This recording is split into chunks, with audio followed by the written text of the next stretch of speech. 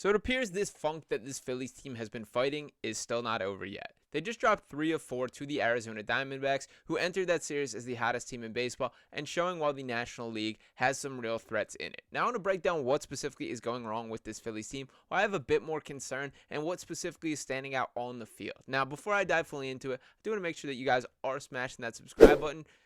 At this point in time, 92.9% of you guys tuned in the videos have not subscribed to the channel just yet. We're getting close to that 1K number to get 1,000 subscribers as a part of this Phillies Digest family. We got a ton of fun things planned as far as live streams and other things to go down. So we want each and every one of you guys a part of that. So let's make sure we're hitting that button if we have not already. Now, to talk about this Phillies team, it's been a little bit of doom and gloom really for an extended period of time now. That we saw them go through this funk, that they've dropped 8 of their past 10 series. Not good baseball. Now, on the other side, to shed a little bit of positive light, is there's not a lot of other teams playing such great baseball either. The Braves continue to struggle. The Phillies don't have this team kind of itching on their heels. And to be perfectly honest, I think that's kind of bad for this team. That I feel like they need to feel that pressure, need to feel that push. And the reality is, it is not truly occurring. They're still comfortably leading the National League East. They're still pretty locked in on their playoff outlook.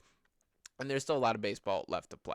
Now, to dive into the recent results, I am a process over results guy, but I do want to acknowledge the results and specifically what went wrong in each of these games here. So as I mentioned, that they have dropped 8 of their last 10 series. We know that there was that long losing sweep, getting swept by the Yankees, losing 2 out of 3 to Seattle. And then it did feel like the tides were beginning to turn. That we saw in that Dodgers series, them winning 2 out of 3 games. That was a big sigh of relief for this team, where it showed that they were able to scrap to a win. I'm not saying everything went right in that one, but they ultimately did enough to get it done. Shout out to Kyle Schwarber for that final game, the 7 RBI game there, which we talked plenty about on this channel. And then we get to Arizona. In game 1, the vibes still remain high. They do produce that 6-4 win, pretty grunt, hard-working win that they ultimately were able to pull out. That made me feel really good. That there was a lot of battling. They found a way to get the job done, and that's where the tides turned back south. Now, the second game of the series on Friday, a 3-2 loss, which ultimately was summed up in a walk-off home run allowed by Jeff Hoffman. That just does not happen, and the bullpen is something that I do want to talk a little bit deeper about.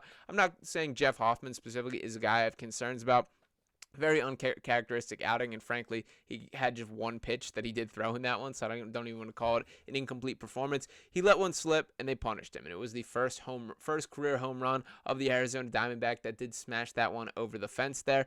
The reality is, it goes in the books as a loss column. You never want to see that. Now, what was even worse was the next day, where they lose 11-1 and did not show up whatsoever in that game. Aaron Nola was hit around. He did not have his stuff clearly, and ultimately the offense didn't feel like fighting their way out of it either. I hated that game. I thought there was a lack of, I don't want to say effort, but certainly that they just did not show up in that one. And then perhaps even worse was yesterday's game, in which they lost 12-5. And what was especially frustrating to me about this one is, sure, they allowed a couple runs early and they were put out of it pretty quickly, that it did end up being a pretty significant lead in favor of the Diamondbacks. But then the Phillies scrapped back a little bit, that they put up 3 runs in the 7th inning, that they were able to cut the lead to 3 runs, and then just gave it right back the following inning. So it did feel like there was a bit of fight in them, and ultimately just allowing that to slip away once again was incredibly frustrating to me. Now, beyond just that series as a whole, there's a lot to break down for what's going wrong with this Phillies team.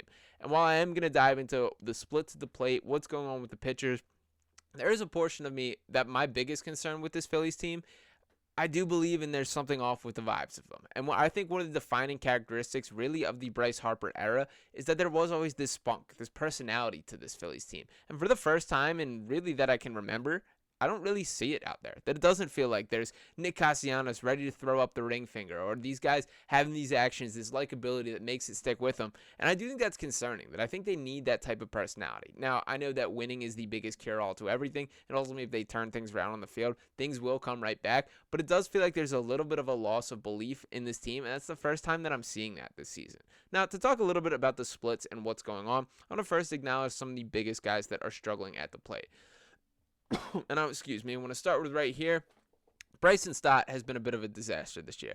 Since August has started, just 3 for 31 at the plate, hitting a .097 batting average there. That is rough. Now, Brandon Marsh, not much better. 5 for 33. He did break a recent cold streak in yesterday's game, so hopefully that can lead to him moving in the right direction, but still a long ways to go there. JT Realmuto, just 5 for 31 in August. 181 at the plate there. Trey Turner, 5 for 43 there, just 186 there. A guy that we're relying on these guys to step up. And I did want to touch on Stott a little bit deeper here, that he's a guy that I think a lot of us expected to take a step forward this season, and it just not happened. While his glove has still been very solid and one of the best in the major leagues overall, he just has not hit well enough. A 312 on base percentage, just 8 home runs, 45 RBIs in his 366 at bats. That's just not quite good enough there. And what I think is particularly interesting is we've talked so much about the daycare of these young guys. And a guy like Alec Boehm has taken his game a step forward this year. And to dive into his stats specifically with Boehm, we're talking about him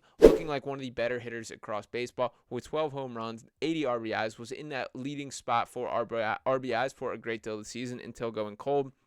134 hits in his 451 at-bats there. But what's surprising to me is if you had asked me going into this season, out of the two of them, Alec Boehm or Bryson Stott is going to take that next step, I would have said Bryson Stott 10 times out of 10, and has been the exact opposite. And I was even a little bit optimistic coming out of the All-Star break that he could turn things around, really find his stride, and that just has not happened. That he looks even more the same, and frankly, I would argue even a little bit more lost at the plate here. Will be interesting to see how things play out from here, but Stott himself has been a little bit open about, like, he understands it if Rob Thomson starts to give Edmundo Sosa a little bit more opportunity or things like that. So I'm very curious how Topper does manage things. He's been incredibly loyal to most of the players on this team, particularly the guys that have carved out their role. So I do expect the leash to remain fairly long with Stott, but I wouldn't shock me if things continue to get darker, which they are trending towards, that there are some changes in place here.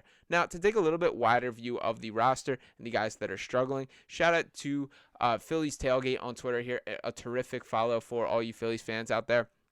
Kyle Schwarber hitting 286 at the plate, this being since the All-Star break here. Trey Turner just 179 since the All-Star break. Bryce Harper just 207. Alec Boehm hitting over 300. Shout out to him that he looks back in form there. But that's just about it. JT Realmuto, 193. And he's a guy I have some real deal concerns about, that he straight up has not had it really all year. Brandon Marsh, 149. Nick Castellanos, 300. Shout out to him. Bryson Stott, 222. Yet not going to cut it. He did not have this All-Star break turnaround in the way we were hoping. Rojas himself, 263, or 281, I'm sorry, and Austin Hayes, 263 there. Ultimately, Rojas has been a guy with one of the better bats on this Phillies team roster, and while I love that for Johan there, that is not good in the context of this Phillies team.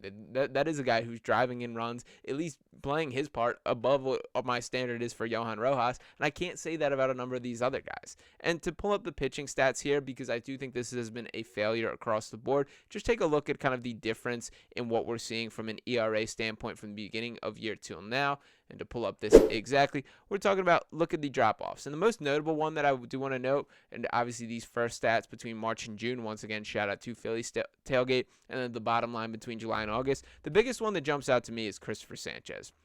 And there's still a ton of injuries that are coming into play. That Ranger Suarez expected to return to this team in the short term. Spencer Turnbull has had a bit of a step back, and I do think that could be a key arm if he has his stuff back as far as eating up some innings. Taijuan Walker is set to make his return on Tuesday, and who knows what that has in the tank. But the biggest change that I'm seeing is here with Christopher Sanchez.